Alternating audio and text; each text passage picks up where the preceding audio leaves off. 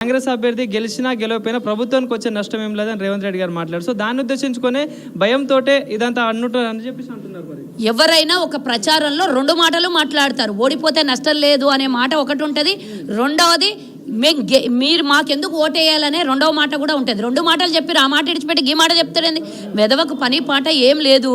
పనిలేని మంగళోడు పిల్లితల ఒరిగి పిటచక్క చేసిండంట. ఎట్లిచ్చిండ్రో నాకు అర్థం కాదు. కేంద్ర మంత్రి పిచ్చోనికి పోయి కేంద్రం నుంచి నిధులు ₹1 తేనికి శాత కాలేదు, కానీ గీడొచ్చి లొల్లి చేస్తారు. 2 మంత్రులు తెలంగాణ నుంచి ఉద్ధరించింది ఏంది? అది ఏటికి పోయి గూటికి పోయి ఇంత ఏమో కప్చిప్కంతా సముద్రంలో పోయి కప్చిప్క నీళ్ళు తెచ్చినంత ఏం తెచ్చారు మీరు? తెలంగాణ ఇడికెళ్ళి రూపాయి తీసుకొని పోయి 40 పైసలు కూడా వాపస్ తెస్తలేరు.